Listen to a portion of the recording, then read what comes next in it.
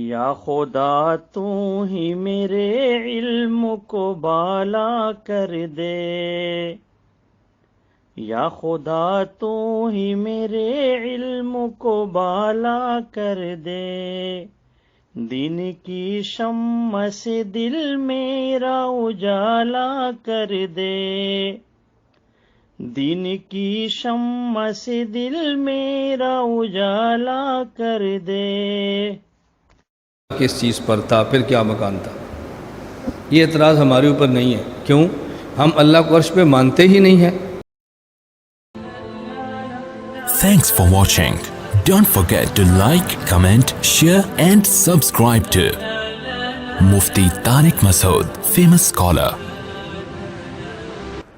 وَيَخَافُونَ رَبَّهُم مِّن فَوْقِهِمْ، یہ لوگ ڈرتے ہیں اپنے رب سے جو ان سے اوپر ہے۔ تو اس میں بتایا گیا ہے کہ یہ انسان جو ہے نا مکمل کس کے کنٹرول میں ہے؟ اللہ کے کنٹرول میں۔ اس سے یہ بھی پتہ چلتا ہے کہ بعض لوگ اس میں بڑا غلو کرتے ہیں کہ جس نے یہ کہہ دیا کہ اللہ عرش پر ہے، آسمان پر ہے، تو گویا مکان لازم آ گیا تو وہ گمراہ ہو گیا۔ قرآن خود جگہ جگہ کہہ رہا ہے بھلا اس سے تم ڈرتے نہیں ہو جو آسمان میں ہے؟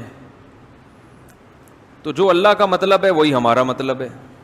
کوئی آپ سے پوچھے نا کہ تم جب کہتے ہو اللہ آسمان پہ عرش پہ ہے تو یہ تو اللہ کے لیے جہت لازم آ رہی ہے، مکان لازم آ رہا ہے، تو آپ کہو نہیں لازم آ رہا۔ تو کہ کیوں لازم نہیں آ رہا؟ کہو جب اللہ اپنے بارے میں کہتا ہے کہ میں آسمان میں ہوں، تو جب اللہ کے کہنے سے لازم نہیں آ رہا تو ہمارے کہنے سے بھی لازم نہیں آ رہا۔ تو پھر ممکن ہے وہ آپ سے سوال کریں، آپ سے یہ پوچھیں کہ جب آپ نے کہہ دیا کہ وہ ادھر ہے، اوپر ہے، تو جہت تو ہو گئی، تو آپ کہیں بھائی نہیں ہوئی۔ کہیں کیوں نہیں ہوئی؟ کہیں جب اللہ کے کہنے سے اگر ہو رہی ہے تو پھر ہمارے کہنے سے بھی ہو رہی ہے، اللہ کے کہنے سے نہیں ہو رہی تو ہمارے کہنے سے بھی نہیں ہو رہی۔ تو اللہ اعلم بمرادہ، اللہ نے اپنے بارے میں ہمیں جو بتایا ہے اس کی پوری حقیقت اللہ ہی جانتا ہے۔ ہم تو وہ الفاظ استعمال کریں گے جو اللہ نے اپنے لیے استعمال کیے۔ جو اللہ نے اپنے لیے الفاظ استعمال کیے وہ یہی کہ الرحمن علی العرش استوى، رحمان عرش پر مستوی ہے۔ عرش تخت کو کہتے ہیں، اللہ کا ایک تخت ہے، اس کی حقیقت ہمیں معلوم نہیں ہے، بس وہ ہے کیسا ہے۔ اور من فی السماء، آسمانوں میں ہے۔ اسی طرح حدیث میں آتا ہے کہ ایک باندی نبی کے پاس آئی، آپ نے پوچھا این اللہ، اللہ کہاں ہے؟ اس باندی نے کہا فی السماء، آسمانوں میں ہے۔ آپ نے فرمایا کہ اس کو آزاد کر دو، صحابی کو حکم دیا کہ اس کو آزاد کر دو۔ آپ نے اس سے نہیں پوچھا آسمانوں میں کیسے ہے، کیا بات بھائی؟ تو عامی آدمی سے بھی جب پوچھا جائے گا اللہ کہاں ہے تو وہ کہے گا بھائی اللہ آسمانوں میں ہے، عرش پہ ہے۔ کیسے ہے، کیا ہے، ہمیں نہیں پتا۔ البتہ قرآن میں کچھ دوسری آیتیں ہیں جن میں آتا ہے وَهُوَ مَعَكُمْ أَيْنَمَا كُنْتُمْ، تم جہاں بھی ہو وہ تمہارے ساتھ ہے، یہ بھی ہے قرآن میں۔ نَحْنُ أَقْرَبُ إِلَيْهِ مِنْ حَبْلِ الْوَرِيدِ، ہم تمہاری شہرک سے بھی زیادہ قریب ہیں۔ بات سمجھ میں آ رہی ہے؟ تو دیکھیں کسی بھی کلام کو نا سمجھنے کے لیے یہ ضروری ہے کہ اس زبان میں اس قسم کے کلام کا کیا مطلب لیا جاتا ہے۔ تو جب بھی ہم کسی سے بات کرتے ہیں، اردو میں بھی جو اصول ہیں وہی عربی میں ہیں اس معاملے میں۔ جب آپ کسی کی مدد کا وعدہ کرتے ہیں اور بتاتے ہیں کہ میری مدد ہر وقت تمہارے ساتھ رہے گی، تو آپ اس کے لیے کیا الفاظ استعمال کرتے ہیں کہ بھئی تم جہاں ہو میں تمہارے ساتھ ہوں، یعنی تم پہ نظر رکھے ہوئے ہوں اور تمہاری مدد کے لیے ہر وقت تیار ہوں۔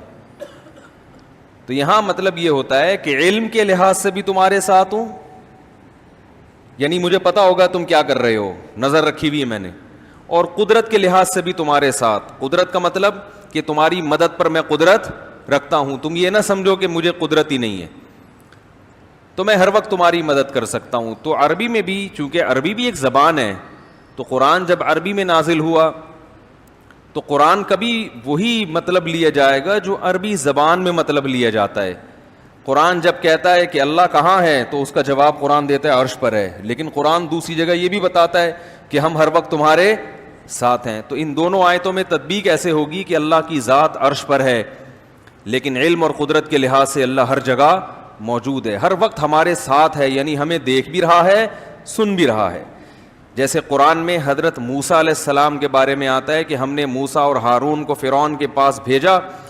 اب حضرت موسیٰ گھبرا رہے ہیں کہ فرعون نے تو وہ تو بڑا ظالم ہے, وہ تو مجھے مار ڈالے گا. تو اللہ نے فرمایا اننی معکما اسمع و ارا, اے موسیٰ اور ہارون گھبراؤ نہیں, میں تم دونوں کے ساتھ ہوں, سب کچھ سن بھی رہا ہوں اور دیکھ بھی رہا ہوں. تو یہ اللہ نے بتا دیا کہ اللہ کے انسان کے ساتھ ہونے کا مطلب کیا ہے. سمجھ میں آ رہی ہے بات؟